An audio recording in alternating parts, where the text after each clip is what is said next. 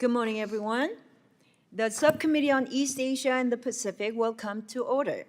The purpose of this hearing is to discuss how the United States could prioritize economic statecraft more effectively and efficiently, taking special notice of the role of the Department of State. So let me now recognize myself for an opening statement. Let's see. Good morning and welcome to the East Asia and the Pacific Subcommittee's National Security, National Economic Security, Advancing U.S. Interests Abroad. In 2019, Ambassador William Burns, one of our most decorated diplomats and former CIA director, described the Department of State as adrift. Over the years, the department has had trouble finding its purpose as functions and authorities have been stripped away or absorbed by the National Security Council, Department of Defense, and even agencies traditionally focused on domestic issues. For more than 170 years, economic statecraft was led by the Department of State.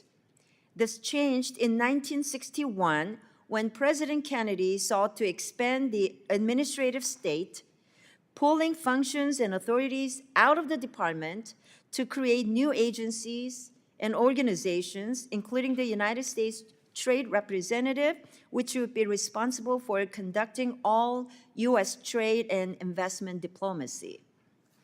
The justification for pulling these trade and investment functions out of the department was to improve the government's capacity to prioritize and support U.S. businesses, strengthen the export performance of U.S. industry, and assure fair international trade practices. However, it has effectively split our economic interest from our diplomatic priorities, which has resulted in several challenges. First challenge is that it has not helped increase the ability of U.S. businesses to access foreign markets. In practice, the Foreign Commercial Service and Foreign Agriculture Service officers are few in number and often positioned at U.S. embassies without alignment to our foreign policy priorities. When I travel abroad, I routinely meet with FCS personnel who explain that they spend most of their time engaged in trade shows and organizing events with minimal direct work on increasing and securing market access for American businesses. Because they are siloed off from our diplomatic efforts of the Department of State, they are restricted in leveraging the other tools in our diplomatic toolkit to assist American companies. Second challenge is that the American market has been left susceptible to predatory foreign competition. Our ability to protect American businesses and workers has been severely hampered, leading to calls from across the country for the executive to act and repatriate entire industries and sectors. President Trump, like his predecessors, has repeatedly said that economic security, economic policy is foreign policy. Unfortunately, we have not implemented the structural reforms needed to mobilize that sentiment. Even President Obama asked Congress for the authority to consolidate 6 agencies with trade and investment functions in 2012. This request was not supported by Congress. Bipartisan administrations have independently come to the same conclusion. The current alignment of functions and agencies charged with leading our economic statecraft effort is in need of structural reform.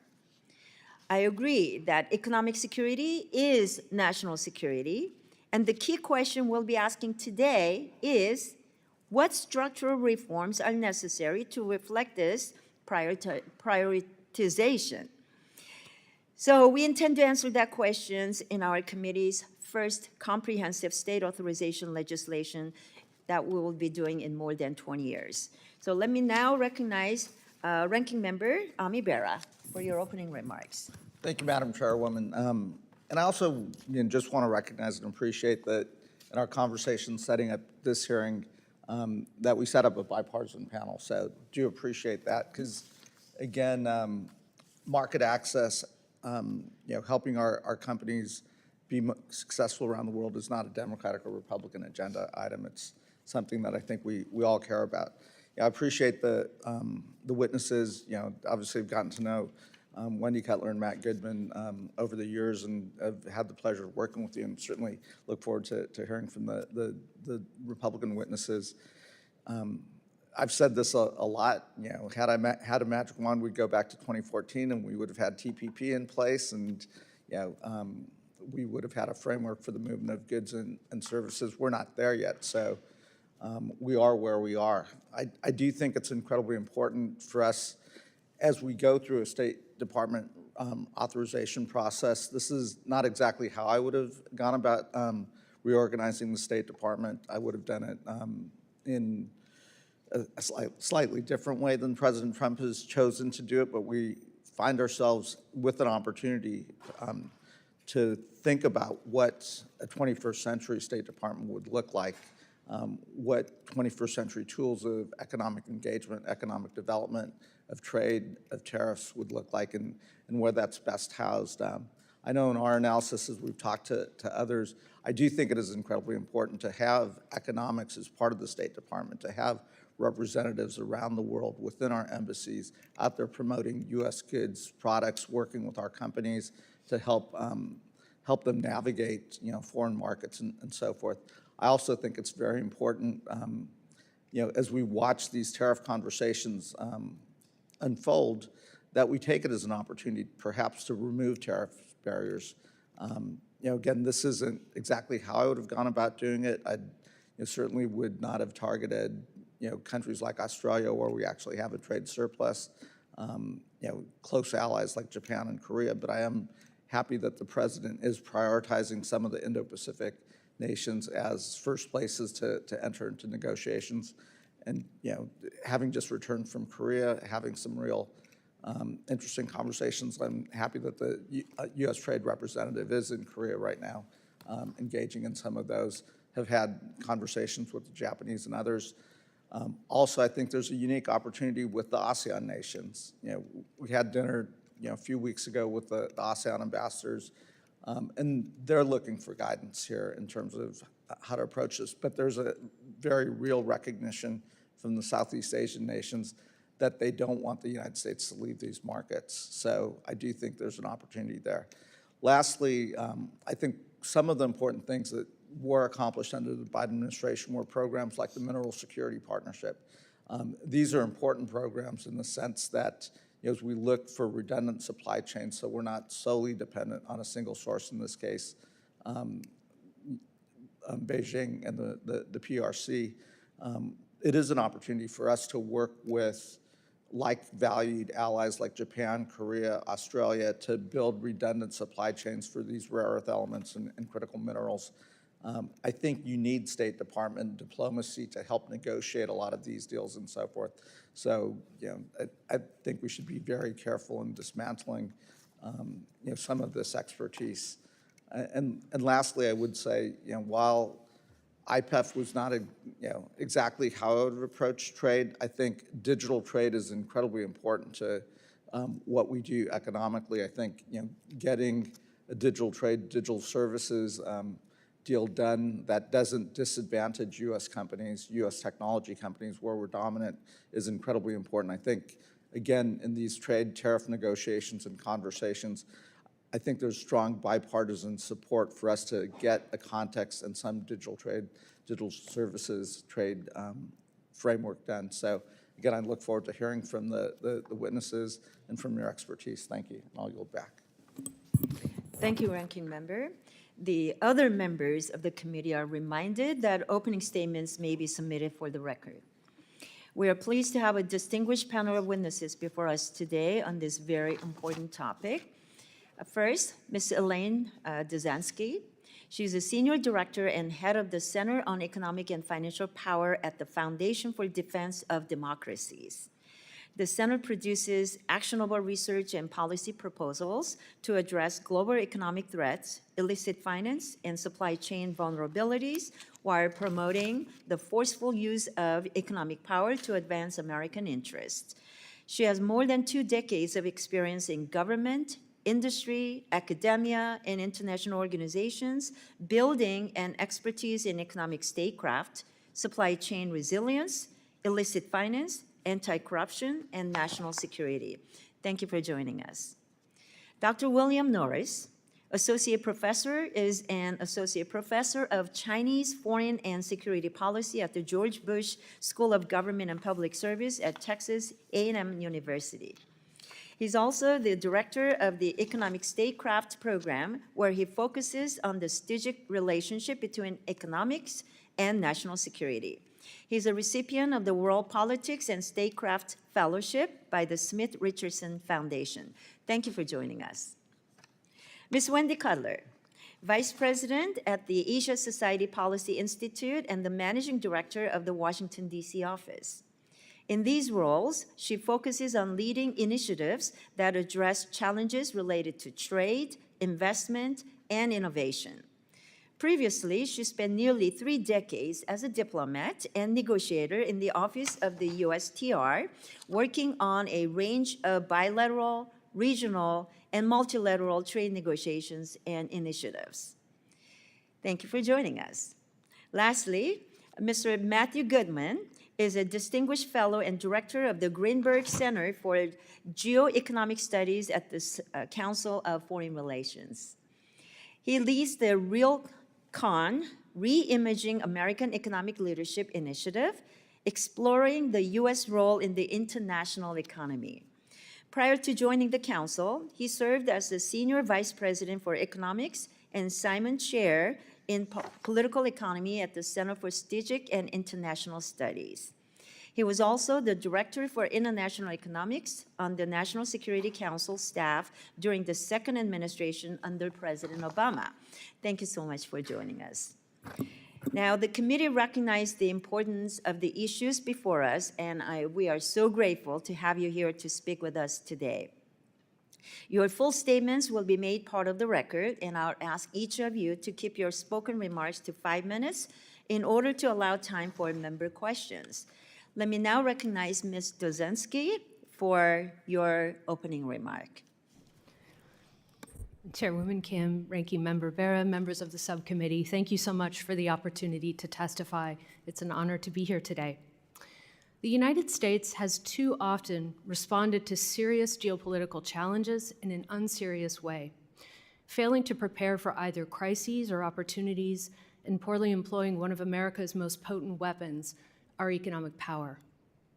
In 2008, Russia invaded Georgia. America was unprepared.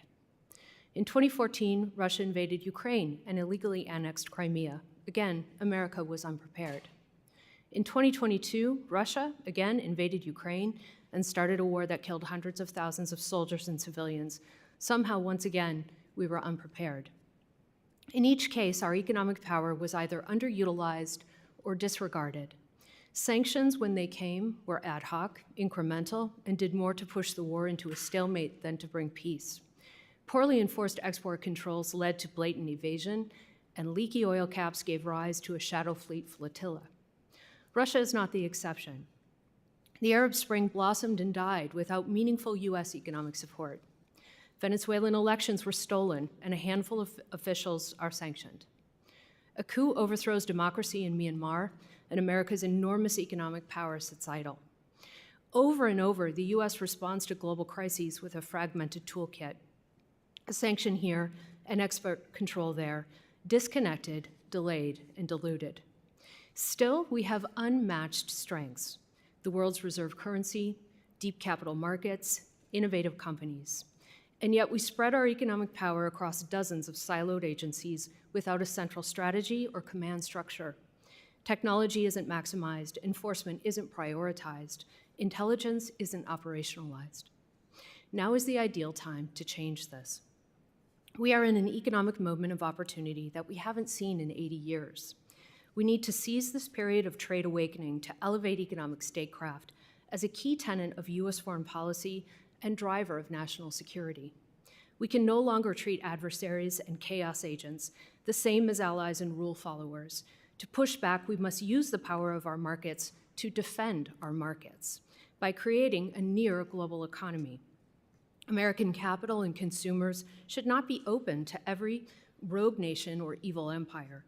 Access to our markets must be reserved for those who accept market principles, and access to our currency must be granted to those who don't manipulate their own. The status quo must change, and quickly. As my written testimony lays out, the State Department is well placed to meet the new global moment of economic engagement by reinforcing foreign policy strengths and developing new economic policy capabilities. We must begin, however, with a recognition that we may have launched an economic war without an economic Pentagon. To address our organizational deficiencies will require dedicated new leadership, such as establishing a Deputy Secretary of State for Economic Security that could lead a new interagency economic command center. It will require new specialists on economic security within the diplomatic corps to translate strategies into country-level action and feed local intelligence back into policy. It will require new planning capacities to proactively wargame risk scenarios and develop pre-planned economic strike packages and reserve staff to call up in times of crisis. It will require innovative new tools like an economic strike force to provide a conditional support package when a regime is toppled or a reformer comes to power to support banking, trade, and sustain jobs for potential new allies during periods of upheaval. And it will require modernizing our economic statecraft efforts with new technology, real-time data, and innovative intelligence tools. New capacities, better training, and leading-edge technology are all essential, but there must also be an institutional shift of culture and mindset. Economic security must go beyond isolated sanctions and export controls to a coordinated strategy that deploys tariffs, investment screening, supply chain initiatives, transparency mechanisms, and foreign development in a more integrated way. As I show in a graphic on the final page of my written testimony, the wide variety of statecraft tools are integrated gears that drive the engine of America's economic power projection. With the right leadership, the right tools, and the right strategy, we can unleash the full potential of that engine. We can bring American economic power to bear faster, smarter, and with purpose. We can deter aggression, support allies, and help anchor a near-global economy that is stable, free, open, and fair. Thank you, and I look forward to your questions. Thank you. And I now recognize Dr. Norris for your opening statement. Thank you, Chairwoman Kim, Ranking Member Bera, members of the subcommittee. I thank you for the opportunity to speak today. My comments are my own. I'm not representing my employer, Texas A&M University, nor the Bush School of Government and Public Service. This testimony represents my own views and does not reflect the endorsement or perspective of any other organization with which I am or have been affiliated.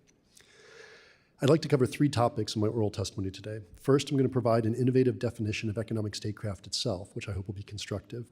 Then I'll briefly suggest a simple way to improve how we approach economic statecraft strategy. I'll be suggesting that we shift our way of thinking away from a tools-based approach oriented exclusively around the authorities that exist in the US government and towards more of a end-state approach of desired effects and what we're trying to accomplish with that. I'll end with some general principles that I hope will help guide our path forward as we endeavor to do economic statecraft better. Economic statecraft itself can be something of a Rorschach test. What you see when you look at it depends heavily on where you sit. For example, if you're at OFAC and you're an analyst at Treasury, you think of economic statecraft primarily as sanctions. If you're in the Commerce Department, economic statecraft is about promoting US businesses abroad, or perhaps it's about economic export controls if you're at the Bureau of Industry and Security. The point is, many people now care about economic statecraft, but we don't really have a common definition or lexicon on this important topic yet. My work at the Economic Statecraft program at Texas A&M University has thought long and hard about this, and we've come up with what I think might be a useful way for thinking about the phenomenon of economic statecraft. It starts with commercial actors themselves. Most of economics is not done by countries, although we report macroeconomic data at the national level. Most of the actual work being done in economic domains is done by firms. I call them commercial actors because I also want to include things like state-owned enterprises or sovereign wealth funds. These entities will make decisions primarily based on their own self-interests, and from time to time, those decisions about where to locate a factory, how to design a supply chain are going to have implications for national security that matter for countries. When countries decide that they care about these externalities or these kinds of strategic effects, and they decide they want to shape the incentives facing those commercial actors, that's economic statecraft. And that definition, I think, allows us to have a much wider aperture about what's in bounds. And I think a lot of the comments already have kind of listed through a number of different tools that we've used in the recent past. But what's lacking is a sense of coherence, of strategy, of integration, and of coordination across those tools. So the typology that I included in the slides and the written testimony provides a little bit of a framework for thinking about the different ways that economic activity can redound to and impact national security. We're a rules-based society, and currently we're organized on the basis of the legal authorities that the US government has to do economic statecraft. But these authorities are scattered across more than 1,400 different offices that are spread across 13 departments and 10 agencies, with very little coordinating capacity across those silos.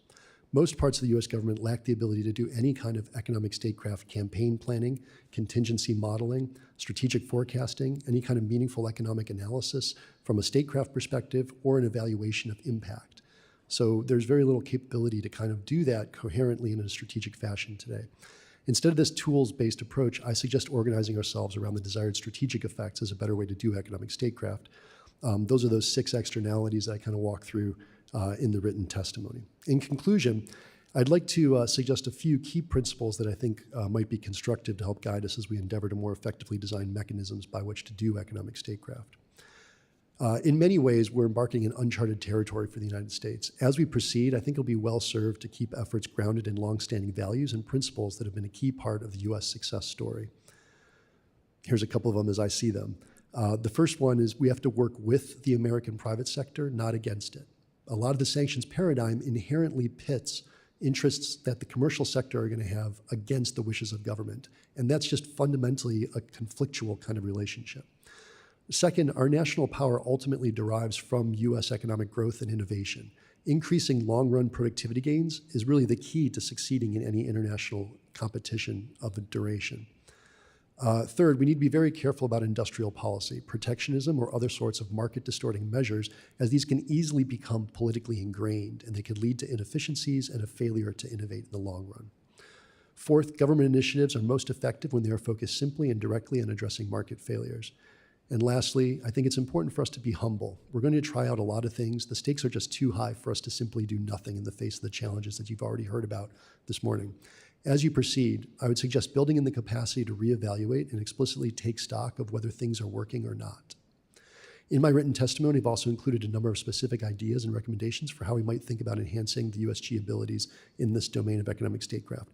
These involve organizational ideas, ways to improve our human capital, and processes to enhance effectiveness. I'd now like to respond to any questions the committee may have. Thank you. Thank you, Dr. Norris. I now recognize Ms. Cutler for your opening statement.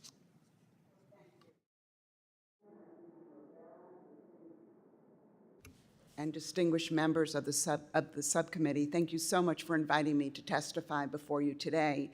Having worked on trade policy in the US government for over 30 years, mainly at USTR, but also Commerce, I have seen firsthand what has worked and what could stand improvement. And I wholeheartedly agree with the committee's premise for this hearing, namely that in today's environment, economic policy is indeed foreign policy and economic security is national security. Over the past few months, I've traveled to Asia extensively and have conversed with many delegations in Washington negotiating trade agreements. My Asian colleagues have shared with me their deep concerns about the direction of US trade and economic policy and the atmosphere of uncertainty it has created. They do not understand the US endgame, particularly if we seek their cooperation to counter China. Some have gone so far as to say they no longer know the United States, which looks increasingly unreliable and inward-looking. And though encouraged by the recent de-escalation of US-China trade tensions, Asian partners are concerned that their window for navigating between American and Chinese pressure is closing. As a result, diversification efforts are underway away from the United States. These efforts have taken on a new urgency, Asian partners are launching new trade and economic initiatives, updating existing trade pacts, and seeking new members to join these arrangements. And as we continue to retreat from leadership, Chinese officials are stepping up their so-called charm offensive, trying to woo countries by offering to build new railways and bridges, lift sanctions, and portraying Beijing as the defender of the multilateral rules-based system. While Beijing is extending carrots, the U.S. is favoring a stick approach in the form of high tariffs as we dismantle many U.S. foreign aid and assistance programs. The contrast could not be starker. Successful economic statecraft cannot be achieved solely by thinking how we should reorganize or restructure at home. It must be anchored in a coherent, fair, and sustainable economic and trade policy framework. The global economic landscape has changed dramatically in recent years, but our economic policy frameworks have not kept pace. And based on my decades of working with State Department officials, I offer a few personal observations. First, I believe that the personnel rotational system at State works against State officials playing a more central role on economic matters. Trade negotiations often require technical expertise and take multiple years to negotiate, while State Department assignments typically last 2 or 3 years. Second, economic jobs are generally viewed more as backwater assignments at State, with ambitious foreign service officers preferring to stay in the foreign policy and security lanes. Regarding how the U.S. government should organize itself to address economic statecraft, economic security, and trade more effectively, it's safe to say that if we could start from scratch, our current model, whereby key functions are scattered among many agencies, would not be the first choice. If we look to centralize all of these functions under one roof, in my view, none of the existing agencies are fit for purpose. At a time when the United States is trying to rebuild a bipartisan consensus supportive of trade, I believe moving the trade policy functions to State would send the absolutely wrong signal, namely that broader geopolitical objectives would be given more weight than the views of U.S. workers, businesses, and communities. Moreover, creating a new agency that brings all of these functions under one roof, I believe, would be fraught with bureaucratic and cost challenges. Thus, I contend that the best way to proceed is to implement a set of specific reforms, and in my testimony offer 4 proposals for your consideration, including elevating the importance of economic matters at the State Department, having State clearly in the lead on specified international economic matters, establishing a new U.S. government-wide fast-track program to recruit and promote and retain international economic officers, and finally, as Chairman Kim suggested, folding the Foreign Commercial Service back into the State Department. But in conclusion, let's keep in mind that government reorganization, while a worthy exercise, will not succeed if we don't get our policies right. Thank you. Thank you, Ms. Cutler. I now recognize Mr. Goodman for your opening statement. Thank you, Madam Chairwoman, Ranking Member, members of the committee, for this opportunity to testify today. I'd like to make 3 points, and I might sneak in a 4th one based on what Wendy just said, if I have time. First, at a tumultuous time, we need to keep our eye on enduring U.S. interests. In my written submission, I said we're going through a kind of historical hurricane in which the global economic order that the United States effectively created and championed for decades was being upended. The Trump administration's tariffs and disruption of the institutions and norms of that order are clearly the latest phase of that storm. But you could argue the order has been teetering since the first decade of this century, buffeted by the so-called China shock, the inflows of cheap manufactured goods before and after China joined the WTO in 2001 that devastated certain sectors and geographies in the United States, and the global financial crisis later that decade. And of course, we've had the emergence of other risks, from global pandemics to climate change to technological developments that have given rise to a new area of policy in Washington, economic security, or managing economic-related risks to that threaten national security or the foundations of the economy. When you're in a hurricane, naturally your focus is on protecting your family and property, on battening down the hatches, on ducking and covering, and it's hard to see past the storm to the landscape beyond. But for the United States, we have other enduring interests that go beyond just protecting ourselves. To advance our economic and strategic interests, we need to engage affirmatively in the global economy.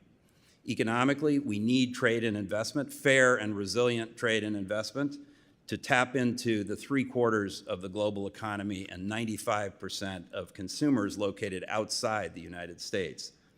Strategically, we need to complement our military presence around the world with economic engagement. Our allies and partners want us to do both. And we have what I call strategic economic interests, namely the need to continue championing our preferred rules, norms, and standards around the world, while others are seeking to champion theirs. As this committee knows well, all of these interests, economic, strategic, and strategic economic, are especially important in the Asia-Pacific region, where most of our big challenges and opportunities lie. I'm very concerned that we have no Asian economic strategy to speak of at the moment, and arguably haven't for a number of years, leaving others to move ahead with their own arrangements to advance their economic and strategic interests and spread their own preferred rules. Against this backdrop, my second point is that the United States needs a smart economic statecraft to advance our interests. Economic statecraft is a two-sided coin, using U.S. economic power and leverage to advance our strategic and foreign policy interests, and using our diplomacy to advance our economic interests. Smart economic statecraft needs to be balanced, especially between defensive and offensive efforts. We need to both protect and promote our economic interests through policies ranging from export controls to affirmative trade negotiations. We also need to balance costs and benefits and balance international and domestic policies to make sure that we're maximizing our economic position and our strategic benefits, and to win the support of Americans, which is very important. Strategic economic statecraft also needs to be leveraged in the sense that the U.S. government alone doesn't have the resources and capabilities to do everything we need to do. We need to crowd in both the private sector and our allies and partners to reinforce our statecraft on both the offensive and defensive sides. My third and final point is that all of this requires a capable State Department that puts a priority on economic diplomacy. States' comparative advantage among U.S. government agencies is its reach, its presence in 175 countries around the world, and ability to operate across government and society in those countries. The so-called E-line at state, where the economic bureaus are housed, is one of the few parts of the U.S. government that works on both promote and protect sides of the economic statecraft. Everything from commercial advocacy to economic security, such as the Mineral Securities Partnership that Congressman Barra mentioned, and pushing back on economic coercion, for example. They've done a lot of great work there. What the State Department needs is a culture that values economic work more highly, and this in turn requires leadership and signaling from the top and resources to do the job. And I fear that the cuts to states' budget that have been proposed will come disproportionately at the expense of the department's economic functions. Thank you for your attention. I have more to say about government reorganization. Happy to talk about that if you'd like to ask We can do that during Q&A, I'm sure. Yes, so thank you, Mr. Goodman. I now recognize myself for the 5 minutes of questioning, and I want to start by saying that there has been a lot of suggestions about ways to elevate our economic statecraft regime. You may know Dr. Henry Farrell and Dr. Abraham Newman. They wrote in their article for Foreign Affairs in October of 2023 that the U.S. needs a comprehensive economic security strategy to outline how the U.S. could implement its de-risking strategy. Dr. Norris, I know the working group that you led has done a lot of outside-the-box thinking on how to align economic and national security resources. So can you share your thoughts on the idea advocated by some to create an economic security intelligence apparatus aligned with other intelligence arms of the U.S. government? Sure. I think that the suggestion is probably coming into a space that has for a long time been relatively under-resourced and under-provisioned. A lot of intelligence focuses around military or strategic intelligence. Economic intelligence is done widely in the private sector, but not nearly to the same scale or breadth in government.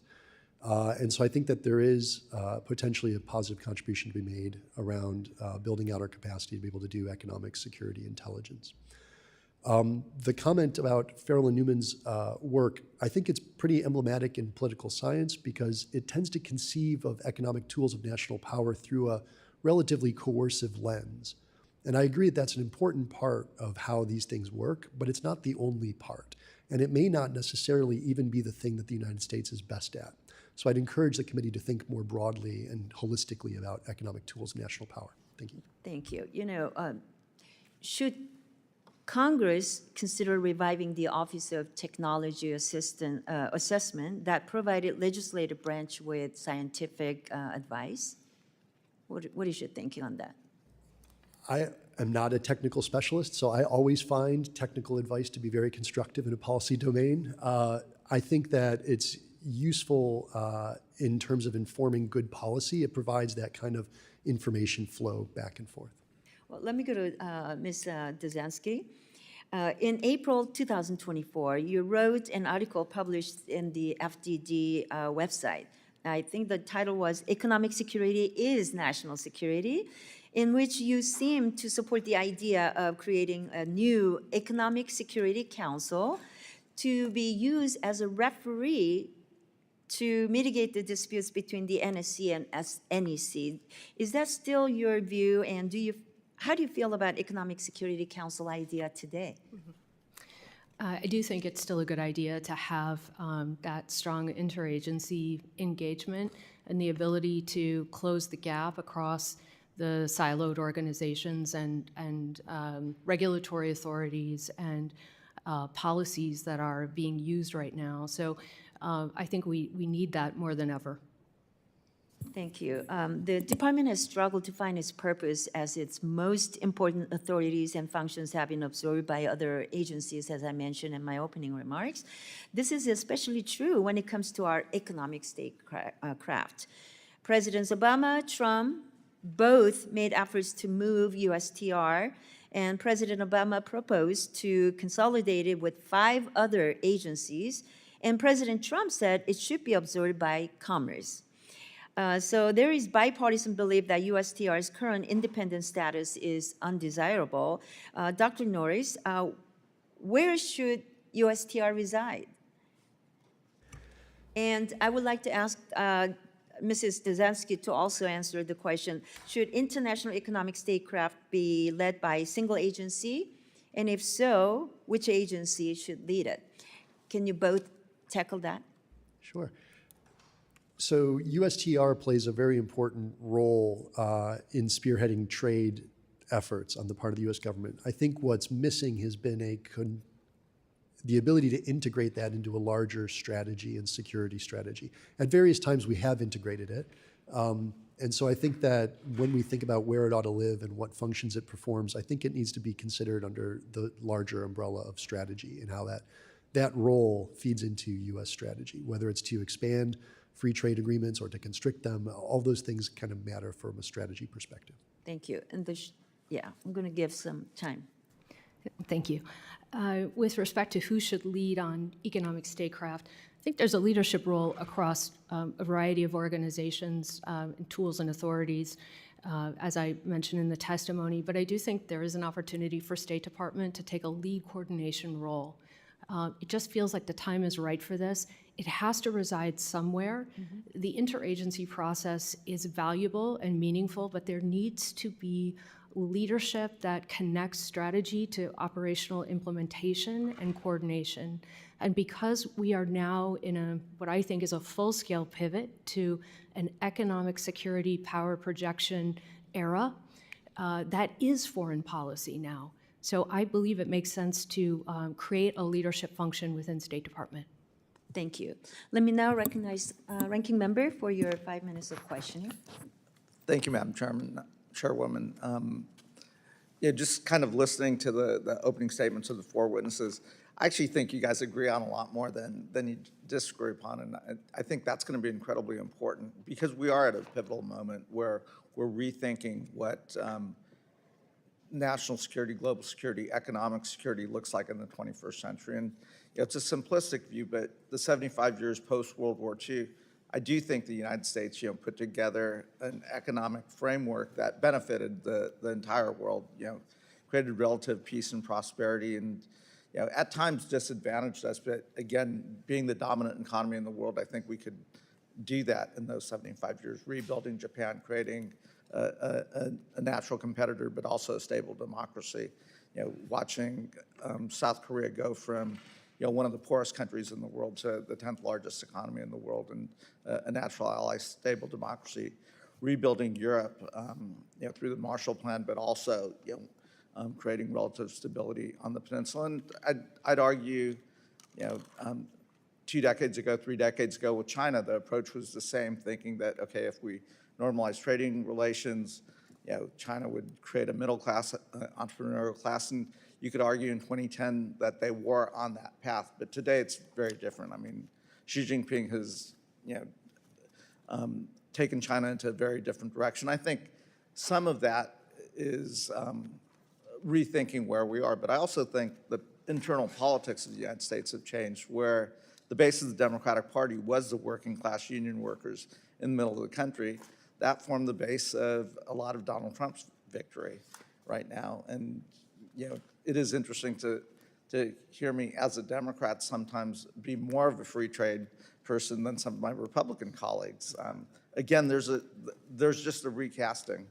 So a couple things. I do think it'll be incredibly important in these next, 2 years, 4 years, 10 years, as we try to think what is a 21st century global economic order. It is going to be different than the past, and I think this is a worthwhile exercise, but it can't be a partisan exercise, because if all it is Republican policy for 2 years or 4 years, then Democratic policy for 2 years or 4 years, that will really disadvantage us as a nation. And what served us well in the 20th century was we had an American policy, an American strategy, whether you agreed with that or didn't. I have a couple things that do cause me some worry, though. One is where the private sector and shareholder activism sits here. And what I mean by that is, when I was in Shanghai a decade ago visiting a GM plant, the Chinese owned 51% of that plant, and GM owned 49% of that plant. And they very much knew that Chinese were learning how to build cars. And as soon as they figured out how to build those cars and sell that technology, they'd kick them out. Yet they continued to do that because they were so concerned about quarter-over-quarter profits because of what their shareholders and the pressure that the CEOs were under. I think that's a bad way to drive economic strategy, because I think there's short-term profits but long-term disadvantages. I don't know exactly how to solve that, but I have raised that with many of the American leading CEOs, and they would they would love for us to solve that issue, because they don't want to deal with those shareholders and that activism. They would rather build companies for long-term profits. I think that's incredibly important. I do think, Ms. Cutler and Mr. Goodman, both of you, I think, Wendy, you said the economic policy jobs were backwater jobs at state. We've heard that repeatedly. And in this framework, I think we have to elevate and make those jobs more significant. What that looks like across the interagency process, I don't exactly know. I think it is components of diplomacy, it is components of market access, promotion, et cetera, and how that looks. If it's a single agency, if it's an interagency task force, again, you guys are smarter than I am on this. And Mr. Goodman, you talked a little bit about you weren't able to get to government reframework, so let me give you the last 30 seconds to touch on that. Thank you, Congressman, and I agree with everything you just said. And I would also, the point I wanted to make is to foot stomp what Wendy said, which is that it's really less about organization than it is about strategy and policy. I mean, we have to get that right. I actually, having worked twice in the National Security Council staff under very powerful deputy national security advisors for international economics, respectively in the Bush and Obama White Houses, they ran a pretty good process of pulling agencies together and getting them to coordinate. I actually think you could do it that way. You still need a very empowered State Department, but I would keep the agencies with their individual comparative advantages doing what they do best, and then have a really tight White House process to coordinate it.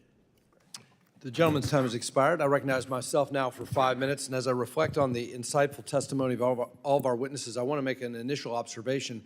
I wholeheartedly agree with Mr. Goodman's observation that sound, smart foreign policy involves economic statecraft, involves economic engagement, and there is a narrative, I think, communicated by some, that the America First strategy of the current administration is disengagement, and that allows China to fill a vacuum. I actually see it the opposite way. As Secretary Bessent rightly pointed out, America First is not America alone. And while the tariff strategy has created some uncertainties and turbulence, what it has done is actually deepened engagement, not disengagement, but deepened negotiations with partners, allies, and adversaries like China to actually get us to a point where there is more American leadership and engagement in the world on the economic front. I think this has the enormous potential to achieve greater, more bilateral, more reciprocal trade deals that give American exporters more market access and therefore more leverage and economic influence in the world. And look just to yesterday to see the $600 billion commitment from Saudi Arabia of more foreign direct investment in the United States, to see that there is massive economic engagement like we've never seen with this America First strategy.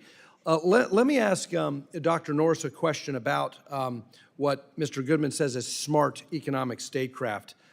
In February, President Trump issued a national security memorandum entitled America First Investment Policy, directing federal agencies to address outbound investments into China.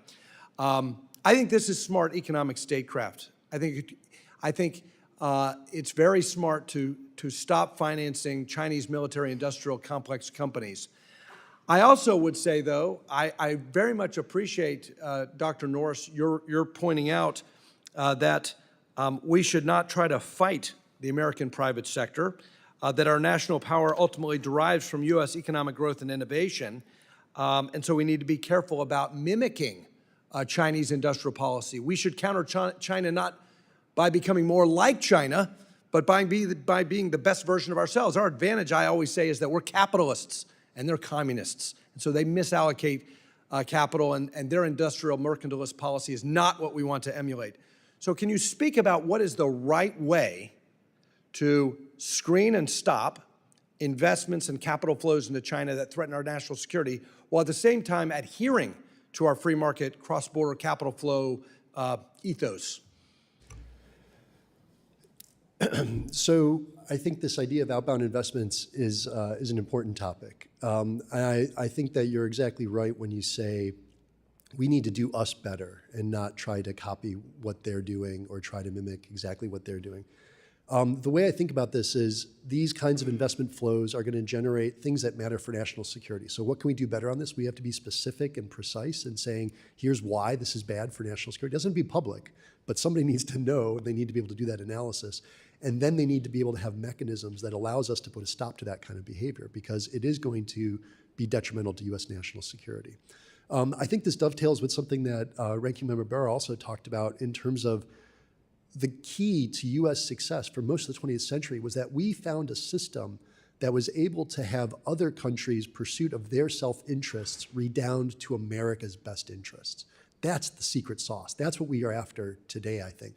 As we start thinking about strategies and ways to design systems, we want to capture and harness these naturally occurring incentive structures. So companies want to make money. They want to manage to quarterly profits. That's a feature, not a bug, in my opinion. But you also have the importance of long-term capital. Warren Buffett has achieved a lot of success with a very long-term vision. There's a space for that, but we have to be smart about harnessing these incentives. That's where the policymakers come into play. That's our jobs. We have to think creatively, and we have to think about what are those incentives. If everybody looks out for their best interests, what's going to be the macro result of that? And that's kind of the framework that I'm trying to suggest to you all, is as you think about these security externalities, that's the thing that's not going to be endogenized into the transaction. I wanted to talk about DFC as an important tool for economic statecraft. I don't have time. Let me just ask this final simple question. Dr. Norris, can you speak to the importance of fiscal responsibility and lowering our deficits to protect strong demand for U.S. Treasury securities and the dollar's dominance? And why is that important to national security? Yeah, as all of you will appreciate, the U.S. serving as the world's reserve currency gives us a lot of privileges. We're unique in this regard. The United States is a $30 trillion economy, and we as government stewards of public capital always have to think about being prudent with how we allocate and use those resources. In my opinion, our real strength resides in the private sector, and what we have to do is find a way to harness those proclivities and naturally occurring tendencies to redound to the national security interest. My time has expired. Growth, growth, growth. Thank you very much. And at this point, I recognize the gentleman from Texas, Mr. Castro, for 5 minutes. Thank you, Chair. Thank you all, each of you, for your expertise and testimony today. We started the year as the most powerful, most prosperous nation on earth. And the way I approach it is, when you're going to make changes to that, those changes better be such that they make us even stronger. That's not to say that there aren't deep challenges that we face, particularly domestically, issues that we need to address for workers and so forth, and even in trade policy. But I think it's fair to say that the last few months, in terms of economics around the world and trade policy, has been chaotic.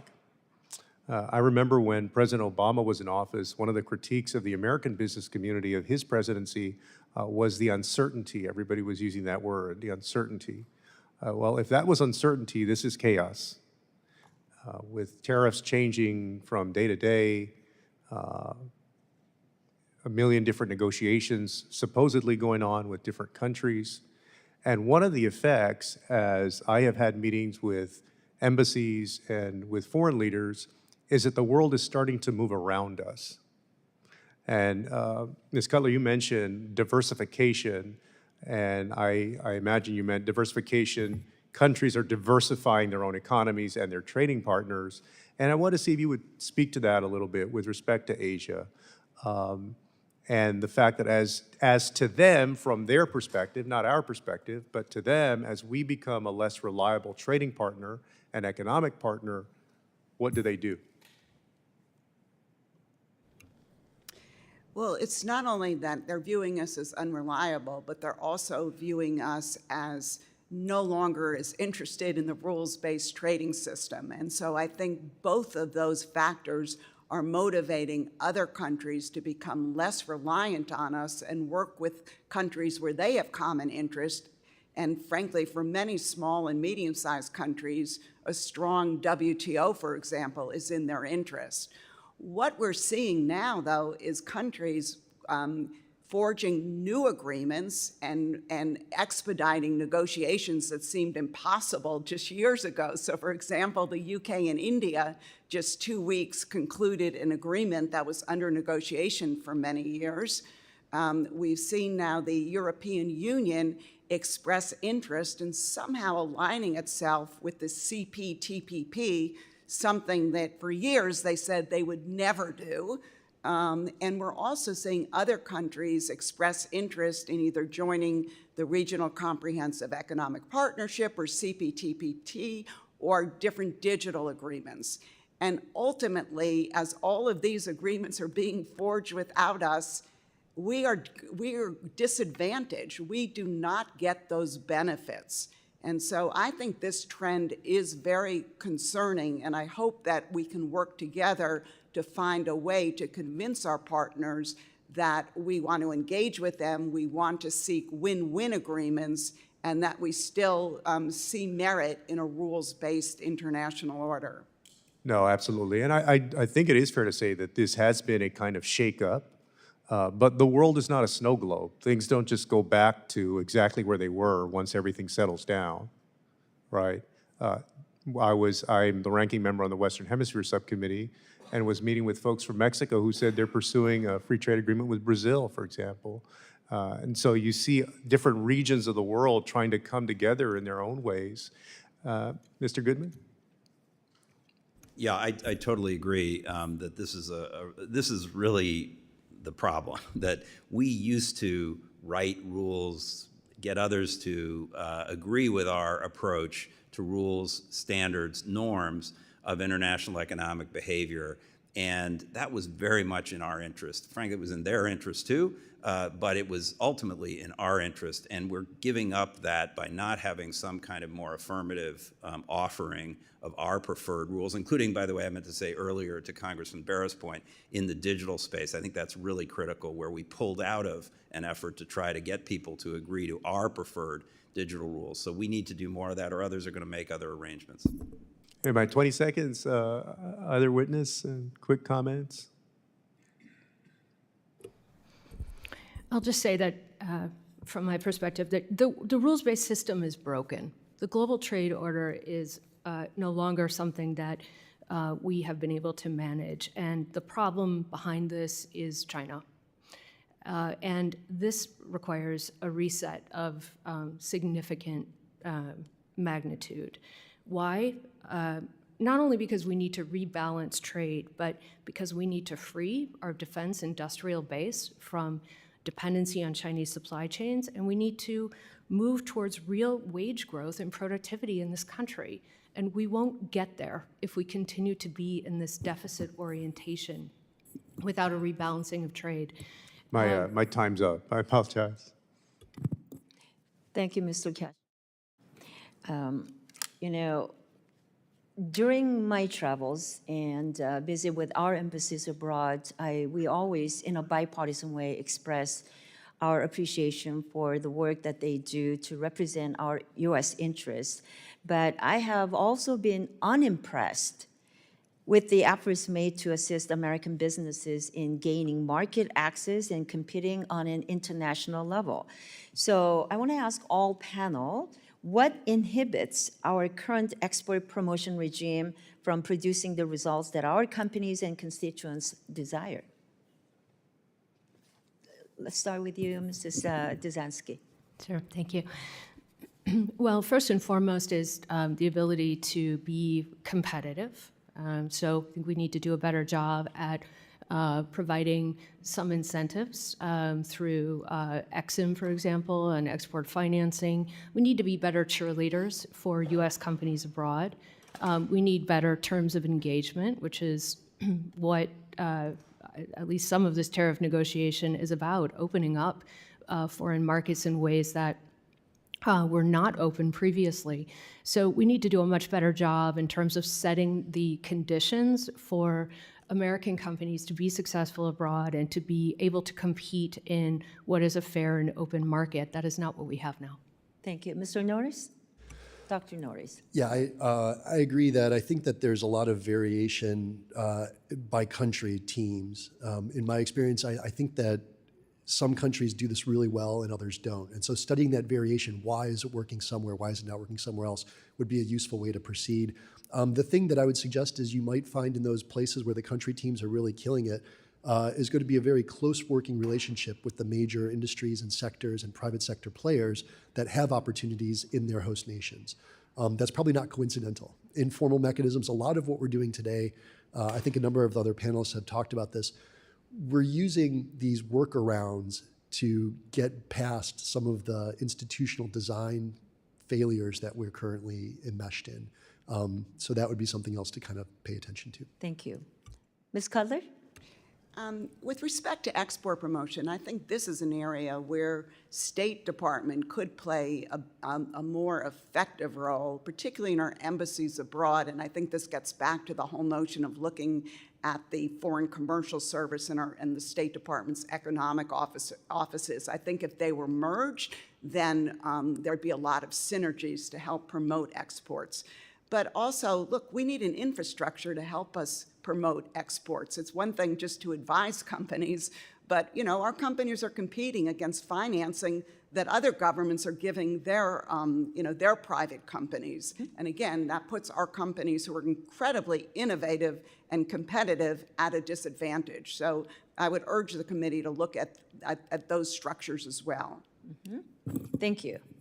And just very quickly to agree with all of that and just say that I think, you know, the problem has really been we haven't had a commitment at the highest levels that this is really important for our interest, frankly, in the last couple of administrations. So I think that's the first thing. You need a real commitment from the top, I mean, from the president, to why this is important. And then you need finance and you need other removal of legal constraints, like other countries can just go and advocate for a particular company. We can't do that. And you know, there's an argument about that because we don't want to pick winners. But I think there's a way between our approach and the French or Chinese approach that would be more helpful to getting our products and services forward. Ms. Cutler mentions and then you also, Mr. Goodman, financing is another way. And our committee is also charged with authorizing or reauthorizing DFC.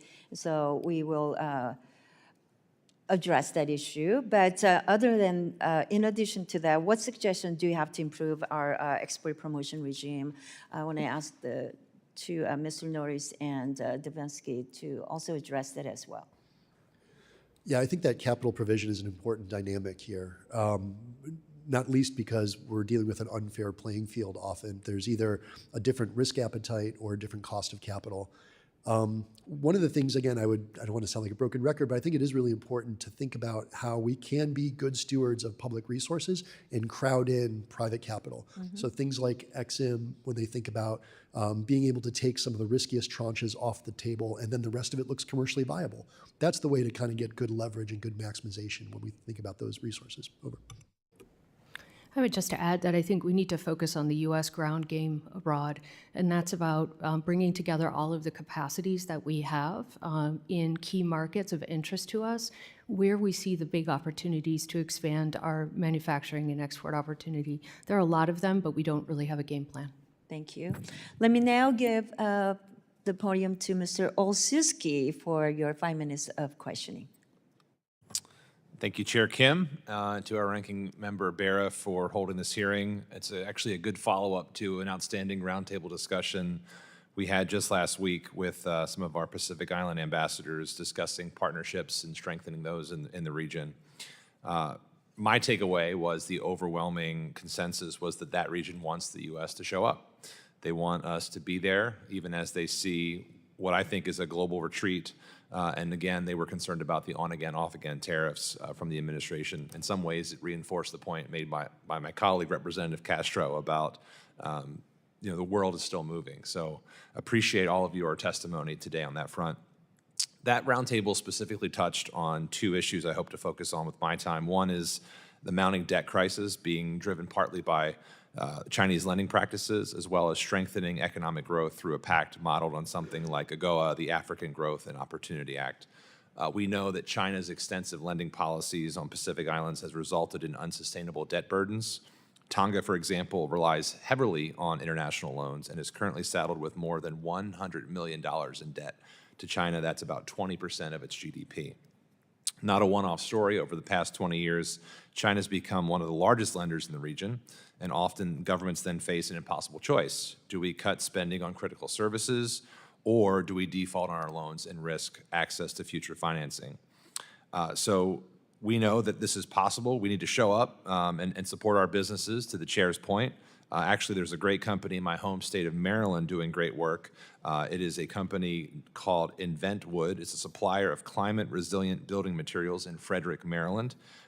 It signed a landmark partnership with Tonga to advance climate-resilient construction across the Pacific. So we want to be incentivizing more partnerships like that for a model for sustainable development. We'll start on the debt crisis, and we'll start with you, Mr. Goodman, and if others want to jump in. From your perspective, how has Chinese lending contributed to the current debt crisis in the Pacific Island countries, and what are the key risks for U.S. interests resulting from that? Yeah, it's a huge problem globally, and the Pacific Islands are very vulnerable to this model of Chinese lending that's non-transparent and has hidden conditions attached to it. This is something that there's been great work done on this by a group at the in Williamsburg, Aid Data, thank you.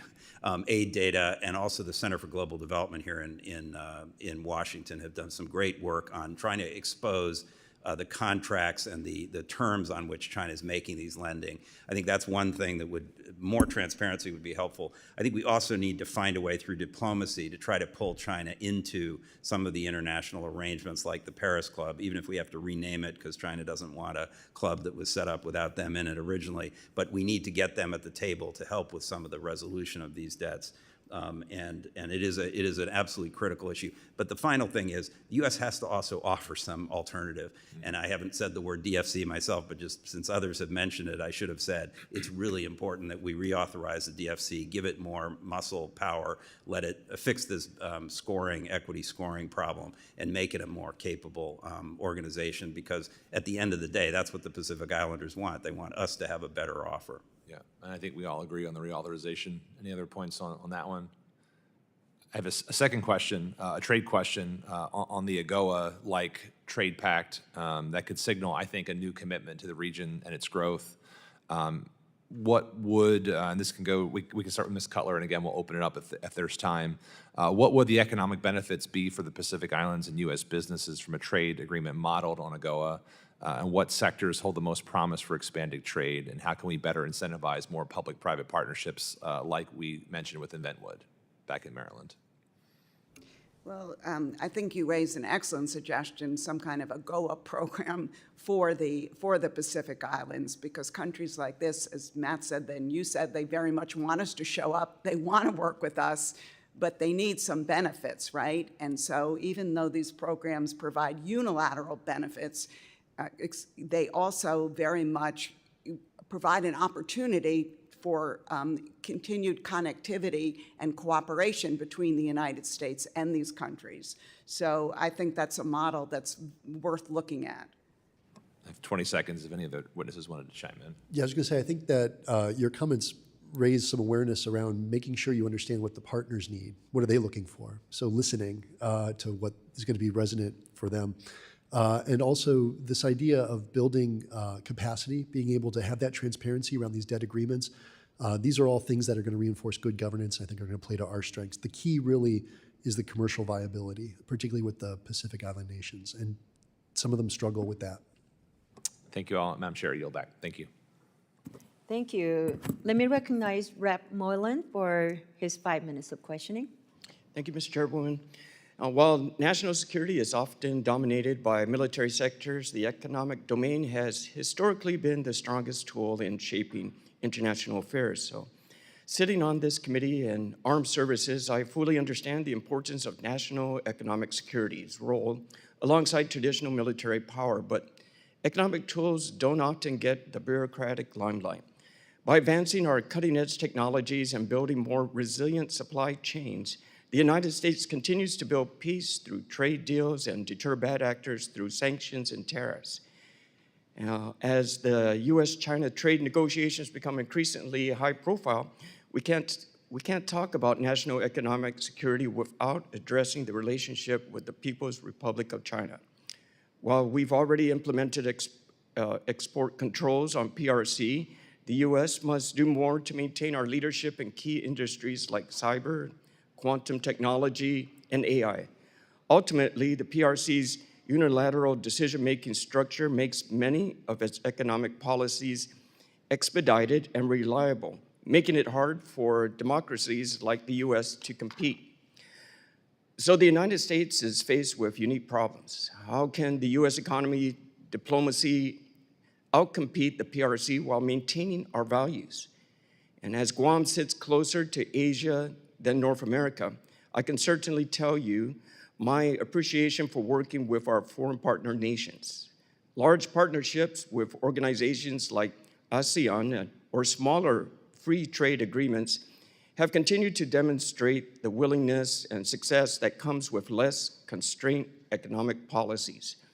In the State Department's reauthorization, I think it's clear that we must combine greater domestic investments while collaborating with our allies in areas where the United States has comparative disadvantages. So, Ms. Dezenski, the Department of Commerce has published The Dire Nature of U.S. Critical Mineral Supply Chains.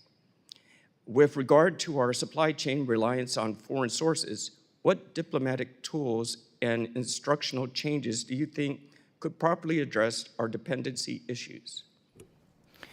Thank you. I'll just highlight that we have a report coming out on this very issue in the next few weeks, which is very specific to looking at dependencies in the advanced battery supply chain and the role of critical minerals. But let me just highlight a couple of the key elements from that report because it applies across the board for the challenge we face. Number one, we have to get a control on processing of critical minerals. We need to break that chokehold. China is not necessarily controlling all critical minerals, but they're definitely controlling the processing, and that has to stop. We need to look at controlling for price volatility around core commodities. It's making it really difficult for Western manufacturers and processors to get into the critical mineral space because of that. We also need to look at much deeper partnerships with allies and partners who have the very same problems about access to markets. More broadly, I would say that we have a host of problems with non-market practices coming out of China, and now is the time to put that on the table, whether we're talking about currency controls, capital controls, dumping, which is a massive enforcement issue now for us, rules of origin questions, you name it. These all contribute to why it becomes so difficult for U.S. manufacturers and others to compete in this, this global trade order. Thank you. Ms. Cutler, based on your experience at the Office of U.S. Trade Representative, how should the U.S. approach known adversaries in the competitive economic realm? Additionally, is there a point where the U.S. should consider revoking items like the permanent normal trade relations? I think the key to addressing the China challenge is working closely with our allies and partners. I don't think we can effectively do this on our own. And so I am concerned that with our current trade policy, when we're hitting our allies and partners with tariffs, they're busy negotiating with us, and I think time would be better spent, frankly, working with them to address many of the practices that my colleagues have expressed concern with respect to China. Thank you very much. I'm out of time. I thank the panel for your testimonies. Thank you, Madam Chairman. Let me now recognize Representative Sherman for your 5 minutes of questioning. Comment on Mr. Barr's statement that we need to deal with the deficit. That's why we need to avoid the tax cuts that are being proposed on the Ways and Means Committee at the present time. We did balance our budget in the 90s because we locked in Clinton's tax policies, and then in 1995 we started spending like Republicans. Mr. Barr also talks about how important it is that we have the U.S. dollar be a reserve currency. The crypto advocates have made it very plain they want to take that away from us. When somebody says what they're going to do to you, you should listen. Our chair asks us, where should USTR be? I think it should be in the State Department, but my fear is that then state will make trade concessions in order to achieve other foreign policy objectives, because the people we've hired at the State Department are people who dream of a Nobel Prize and study how Metternich dealt with the Congress of Vienna. We've got a distinguished panel here. You've all spent a lot of time with State Department people. Putting aside the political appointees, just on civil service and foreign service, do any of you know any CPAs who are employed by the State Department? No hands go up. Do any of you know any MBAs personally who work? I see one. You're nodding, sir. Do you actually know somebody well enough to name? An MBA? No. So we have no MBAs. And do any of you, please raise your hands if this applies, do you know anyone with 15 years international business experience who's a civil servant or with the civil service or the foreign service of the State Department? I assure you that if this was the House of Commons, lots of hands would have gone up. In every other country, business is important. But there's no way in which the State Department has the greater flaw than their process of issuing visas. Nobody becomes a Foreign Service officer to issue visas. We don't hire people who want to issue visas. And so I've got to send an apology letter to my cable company because by the cable company, I was on the phone with them for an hour and flipping it around and around, and I thought that was the worst experience possible until last night when I tried to deal with the consulate in Karachi.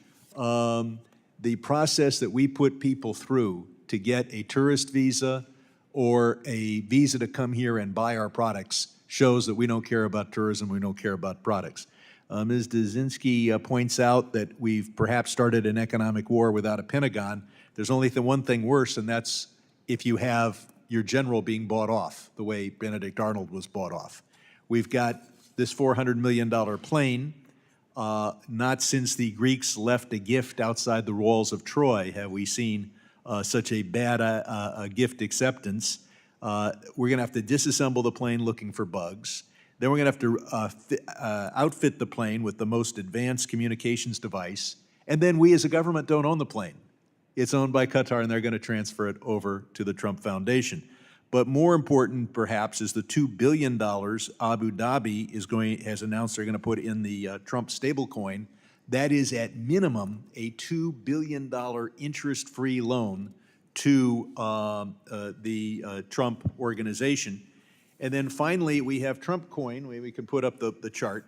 Some 96% of this coin is owned by 40 wallets. Press report says they're all owned by the Trump family. And so anybody who buys the Trump coin is putting 96% of their money into those wallets. We, everyone on this subcommittee, I believe, voted to limit TikTok. We know how important that is. We gave them 75 days.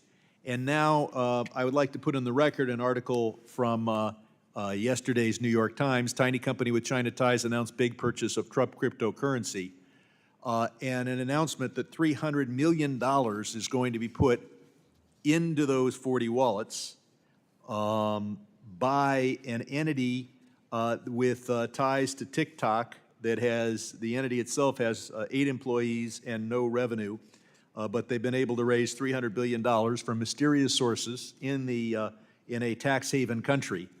And I want to quote Charlie Dent, who served here with distinction, Republican member, former chair of the House Ethics Committee, when he said, "Make no mistake, these foreign entities and governments obviously want to curry favor with the president." So the only thing worse than not having a Pentagon is having a leading general who's been bought off.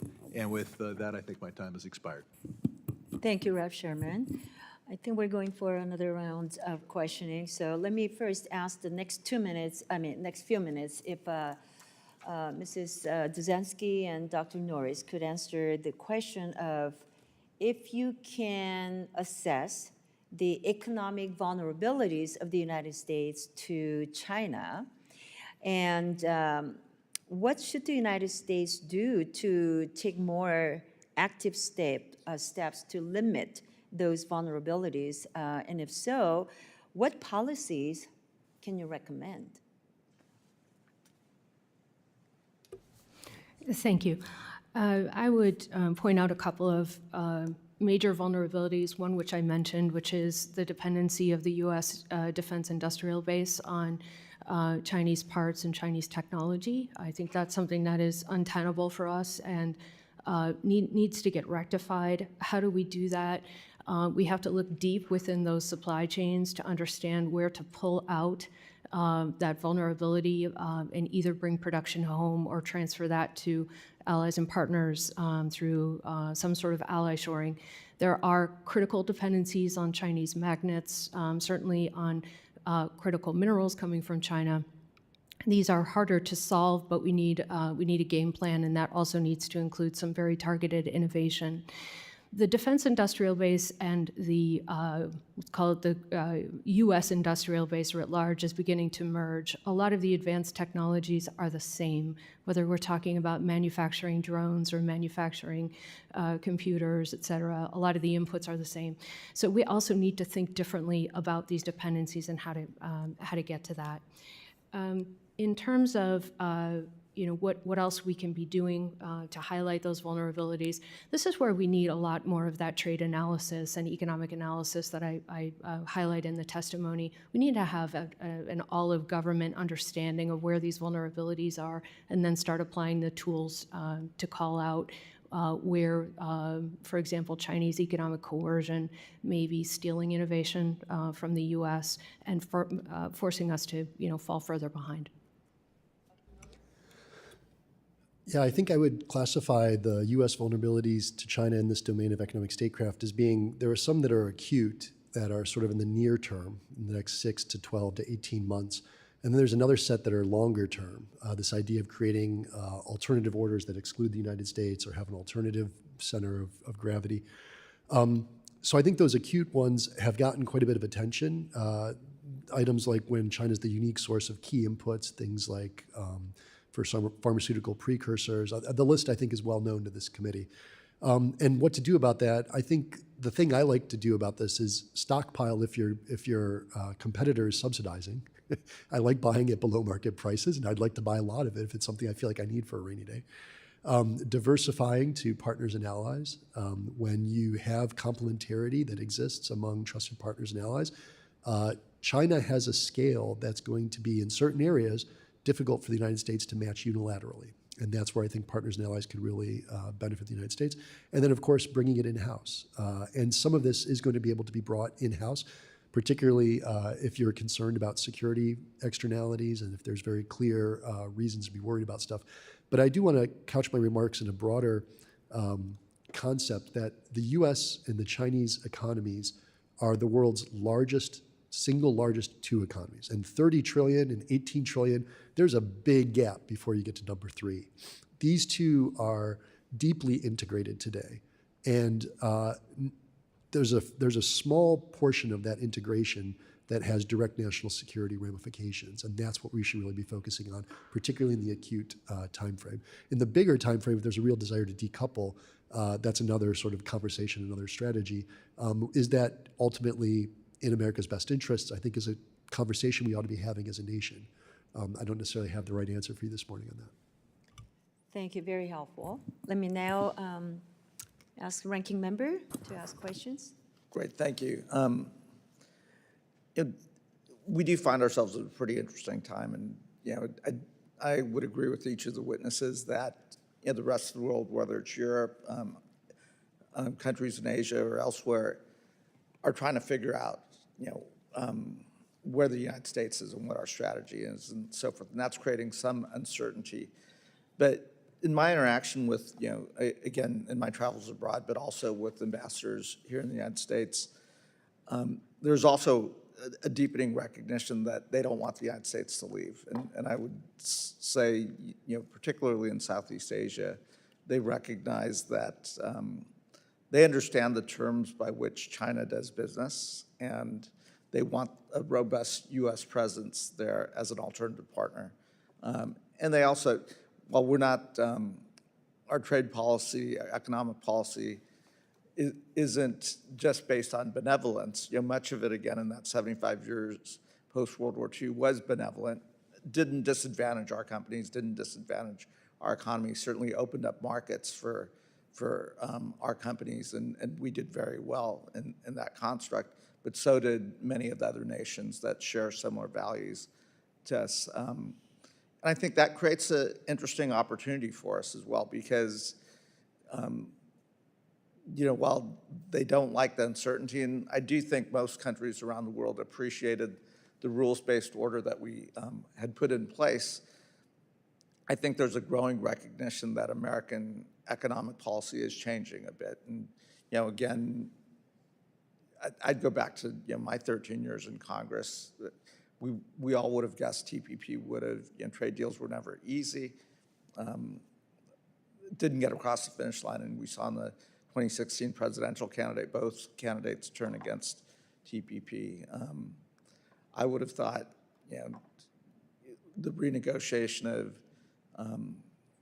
or the negotiation of USMCA, which was the largest bipartisan trade bill, close to 400 members of the House of Representatives, more Democrats and Republicans voted to support that process.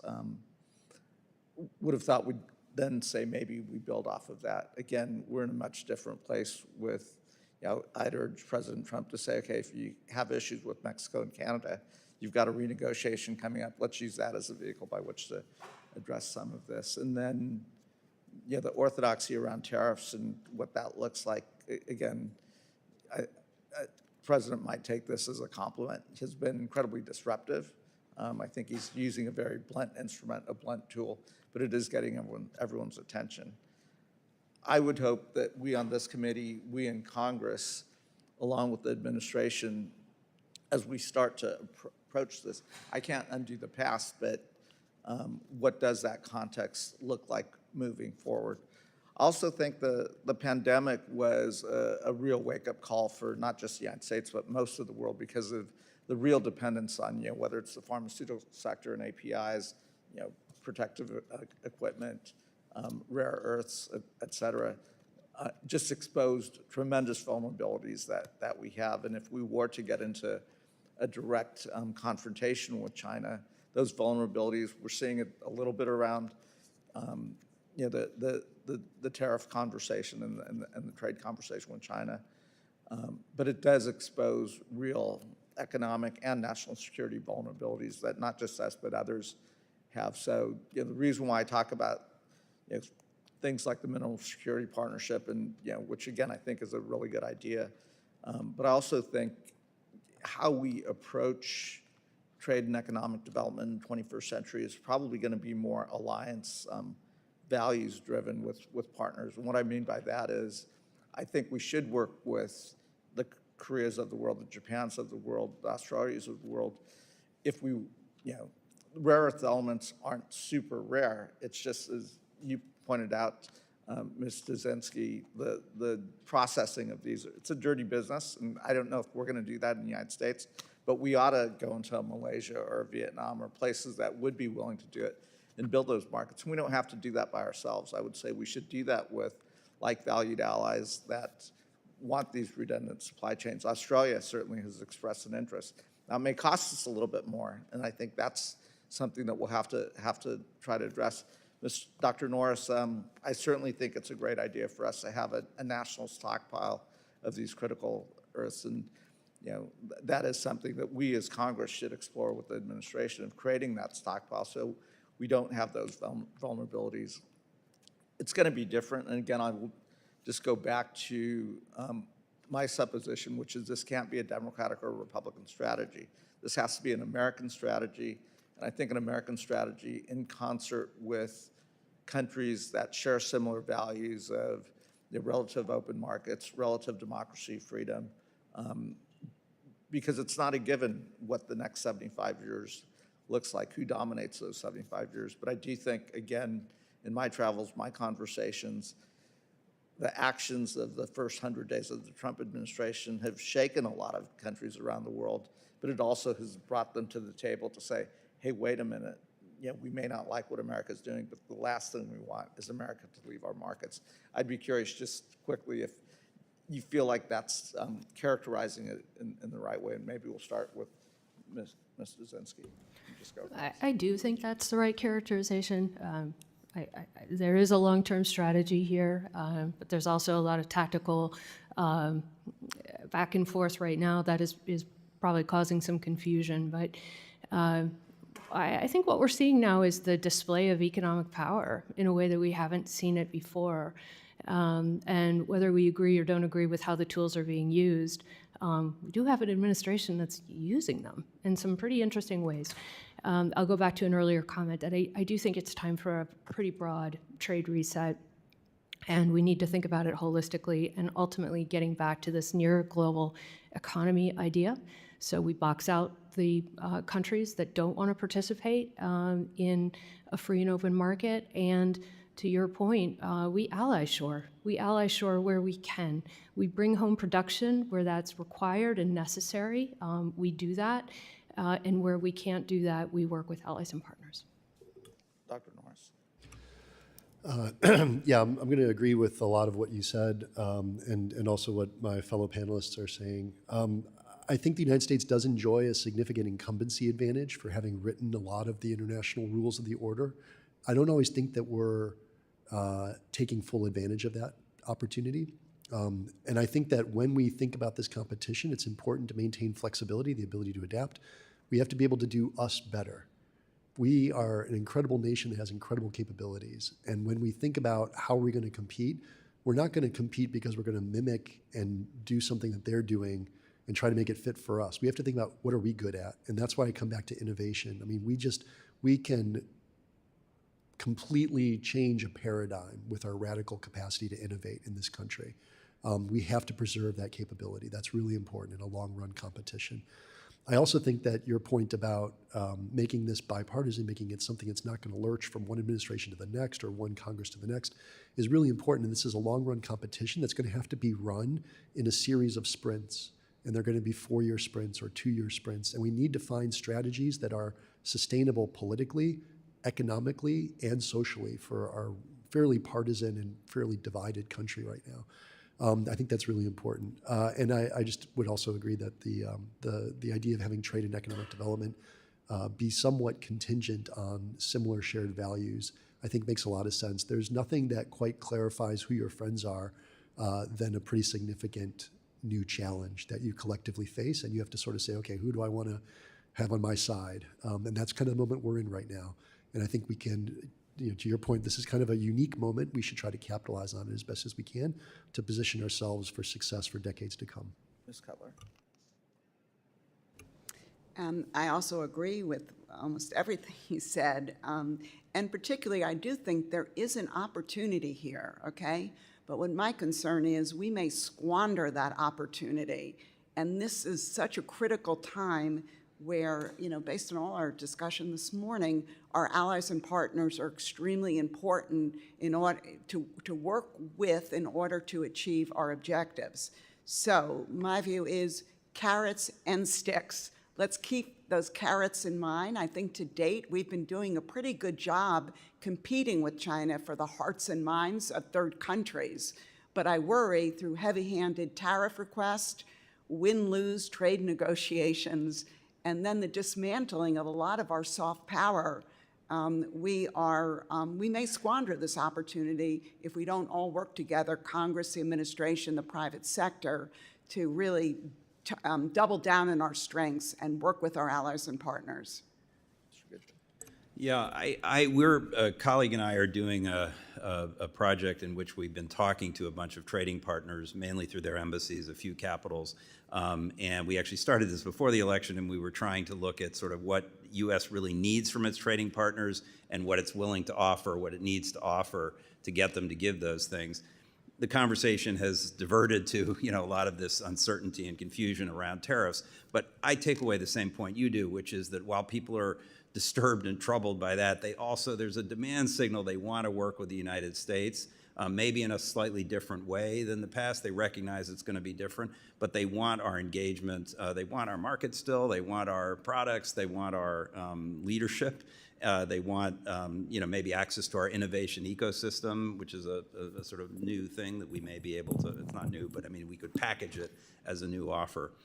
So I do think there's a big opportunity, and I think the key is two things I want to say about trade policy going forward. One, we need a trade policy that combines sort of three things. One, it has to advance American interests, economically, strategically, other ways. Second, it has to incentivize our partners to want to work with us and give them some reason to give us the things we need.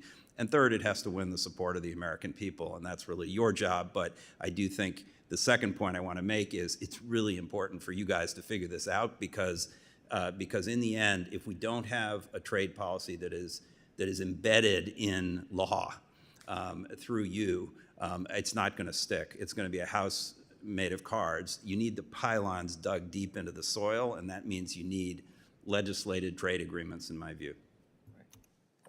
Thank you.